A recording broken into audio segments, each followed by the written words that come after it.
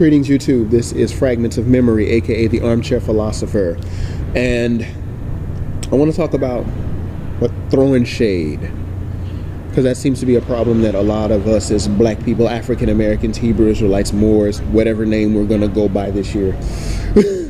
But basically, we have this tendency to want to throw shade on one another, i.e. we want to criticize, belittle, revile what someone does, even if it's positive, even if it's good. And the founder of the Fahami movement spoke to this, that the Negro, because this movement happened back in the 1930s, one of the things he said was the Negro has a big problem with one of his own achieving. One doesn't want the other one to achieve better than himself. So there's a lot of wanting to pull one another down. We've heard about this, the crabs in a barrel mentality. The crabs don't help each other escape the barrel. They fight each other in the barrel, and when one crab tries to get out of the barrel, the crabs just pull him down.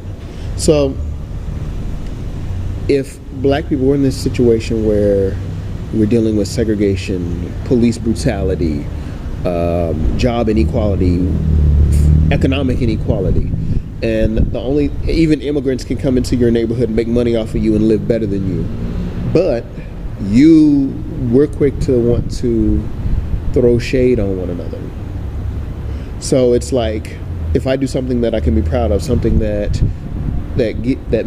helps me to do a little bit better, there's someone else that feels some kind of way and tries to downplay it or diminish it. And there's even a passage in the Bible where Jesus, peace be upon him, according to this biblical narrative, he goes back to his hometown, he goes back to the city in which he grew up, and then the biblical text says he preached in the synagogue and he taught very well. He taught with one who had authority. So here he was teaching in the synagogue, and he's hanging with scribes, Pharisees, etc., and the people hear this and they're amazed and in awe, and they say, is this not the carpenter's son? Don't we know his sisters and brothers? Don't we know his mother? Don't we know his father, the carpenter? But Jesus would then tell his disciples later on that a prophet is not without honor, save in his hometown, amongst his own people, amongst his own kindred.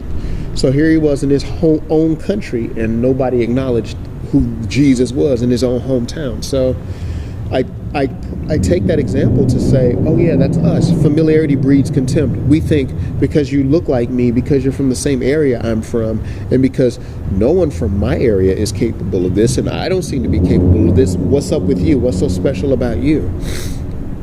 And the reality is, there's a saying that I remember, this song that came out. It was done, the name of the song was Everybody's Free to Wear Sunscreen. And in that song, the announcer's giving the speech to the graduating class of 1999. And one of the things he says is, don't waste your time on jealousy. Sometimes you're ahead, sometimes you're behind. The race is long, but in the end, you're only competing with yourself. Because ultimately, we can look at what someone has, but we don't know what their journey is about. I know it sounds somewhat cliche, but in reality, I believe that your path isn't my path and vice versa. So what your struggles are, what might be a struggle for me might be a walk in the park for you. Just remember that my path is not your path all the time. My struggle is not your struggle. So I shouldn't be trying to use you as the barometer of my success or my failure. Because I have to walk my path, you have to walk yours. But collectively, we still need to work together. I think black people need to look at the term interdependence, i.e. there are things that we need to take personal responsibility for, but then there's things that we need to deal with on a collective level.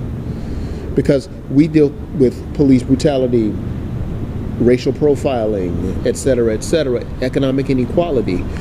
And instead of working against one another, we should work together. Instead, we have this tendency to want to throw shade on one another, like, ooh, well, she's not all that, and she's this, and he's that, and his shoes is messed up. And we're very quick to talk so badly about one another's appearance and what we wear. And in reality, the black man and black woman have been so beaten down in this country. We've been so beaten down over the years that the only salvation we seem to find is by putting one another down. Well, at least I'm not in the bad situation that so-and-so is in. I'm a little bit better. And we always seem to have this, that somehow we're better because of this possession we have. Somehow we're better because we went to college and the other person didn't. We're better because we live in this neighborhood and they live in that neighborhood. And in reality, we're still black folks, Moors, Negroes, whatever you think we are, whatever you want to call yourself, whatever you look at me and call yourself, whatever that name, wherever that name applies.